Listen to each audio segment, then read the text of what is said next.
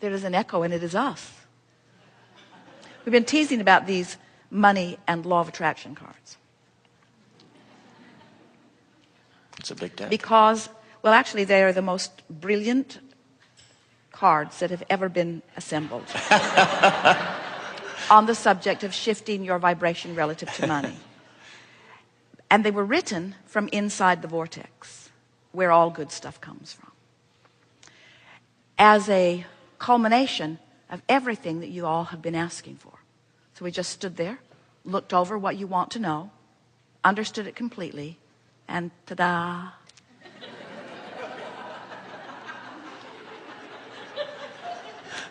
So, let's say you're standing outside the vortex and you've decided that you're going to use your ability to focus yourself into alignment. Okay. And things have not been going very well for you financially. And so these cards, even the fact that they exist is annoying. Got it.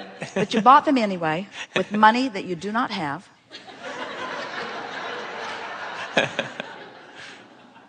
You look at them and the colors are nice.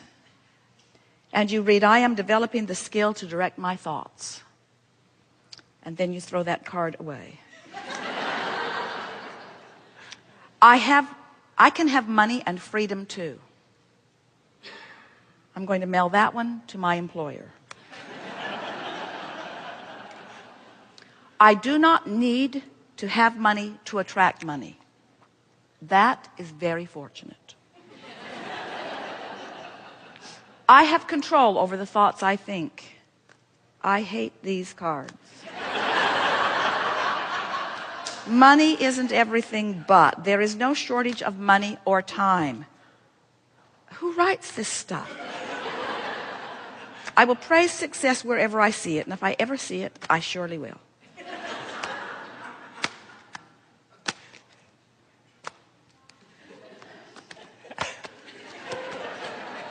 There's not a good card here.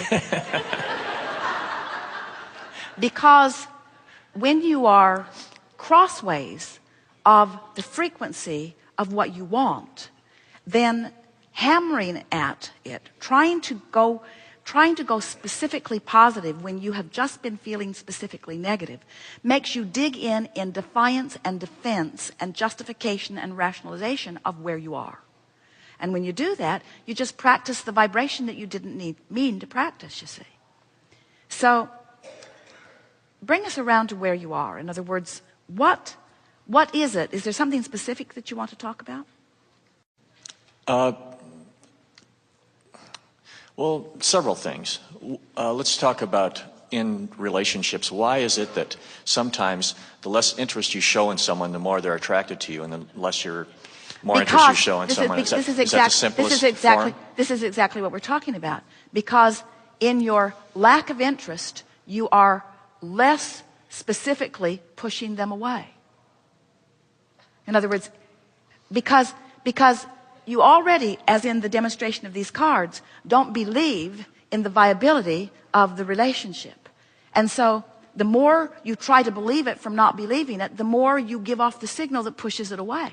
But when you're not interested, when you really don't care, now you're not offering that signal, and then what you really want begins to flock to you. Oh, okay. It's exactly the point that we were making with the cards. The harder you try when you're not in vibrational frequency sync with what you want, the worse it goes. Interesting. When we talk about deliberate creation, feels counterintuitive to some of you, doesn't it? It's like, I should try harder. And we say, no, you should give it up. You should let go. But it comes back to what we were saying earlier, that the process of creation is 3 steps. Ask, you've already done that. Answer, source has already done that. It is a vibrational done deal.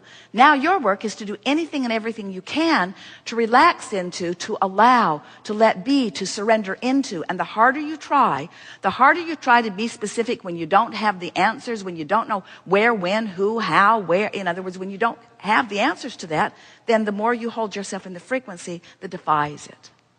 That's why the more I dream and the less I give a heck about it, it seems to come. Well, I dream and it's if I let it go. But imagine how delicious it could be to want something that isn't painful, To want it even though it hasn't come.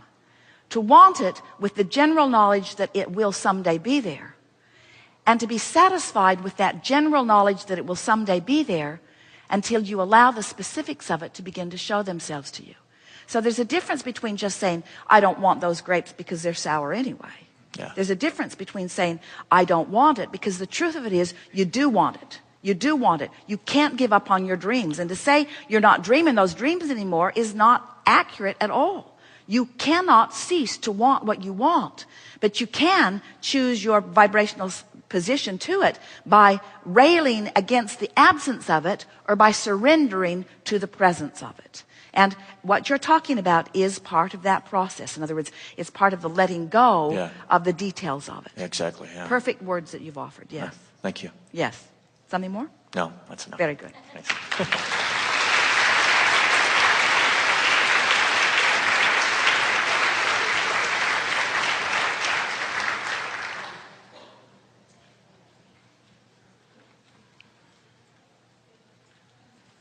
That was good, wasn't it?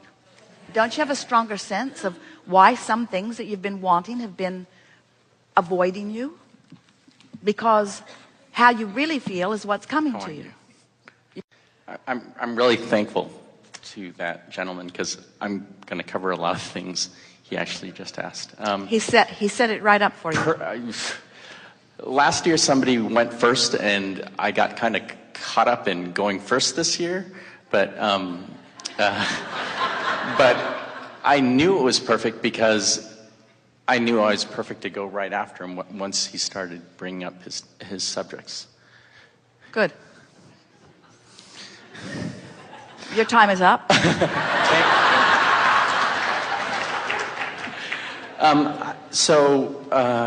I've become pretty good at getting in the vortex. How do you know? Because of the way I feel, and I know that my inner being is always communicating with me. So what's the first manifestational indicator that you're in the vortex? Emotion. It's an emotional indicator. And we love that you are willing to call that a manifestation with us. That feeling in my belly is a manifestation. It's a manifestational indicator that I'm in the vortex. What would be a logical next manifestation indication that you're in the vortex? Actually, that was my question. That was it. Right. That was it. In other words, that was it. You had a question that was answered without you. In other words, we posed the question that was in your mind. That's a manifestational indicator. And what we were going to say, it's a thought that occurs. In other words, no words were exchanged, but the thought is the indicator. Right. And don't you think that was pretty good, that we are tracking right there on the same wavelength? Exactly, you see? It's a manifestational indicator. So first it's a feeling, then thoughts begin to occur to you, then people begin to walk into your space and offer words, then you begin to see things. In other words, the manifestations just become prolific all around you as indicators that you are in the vortex. And we're going to let you talk here briefly in a moment. We're going to be brief, but we just want to say at the outset here that when you get on this roll where you know you have affected a feeling, which is a manifestational proof that you have achieved vibrational alignment with the vortex, and then thoughts start streaming, and then others start joining you in conversation, and then the earth starts moving. In other words, things start happening. That's when you begin to feel that worthy understanding that you, and that feeling of empowerment, that you are the creator and that the manifestation is following the direction of your thoughts. Good. Okay. So I guess that's my answer also. Pretty much. So, because the way I do it is more or less by visualizing, some generally visualizing but specifically. isn't a vision just a more detailed thought? Correct. A more specific thought. Correct. So once you start visualizing, what's that telling you? That's telling you you're on the vibe of it. So now, we were talking earlier, oh, such a good conversation. We were talking earlier about how out here in the what is reality, you can see and hear and smell and taste and touch. You mean you're in the vortex where there's no stuff actually manifested, but you're seeing it? So a visualization is more indication that you're in the vortex. So first it's emotion, then, or feeling, then it's thoughts begin to stream. Now you're beginning to see stuff. Are you kidding? Now you're beginning to see stuff. This is all indication of the vortex. Wonder what'll come next. Right. So I was listening to Are you in the vortex visualizing, feeling, and then comparing, where is it? I feel it. Where is it? I feel it, and then slowing it down? Or are you basking in the deliciousness of the feeling that's getting more and more detailed until the details begin to show up in concrete manifested form? So that's my next question. So I just continue to do it. We're really enjoying how your next question keeps following our next answer. In other words, you're manifesting all over the place. In other words, this is that, can't you see that track on that, can't you just see it? You're in the vortex and it's just looping around and giving you another reason and another reason and another reason. And so the next step is just, continue until physical translation happens. Is it a step? Is it a step? Or is it so much the next logical thing that you don't even need to call it a step? Right. The next awareness, the next observation, the next feeling, the next awareness is the best word. The next manifestation, the next reality, the next observation. And it's obvious. Whenever it comes, it'll be obvious. Well, we think it's been pretty obvious here this morning. I agree. Don't you? Thank you. Yeah, I get it. Good time for a segment of refreshment.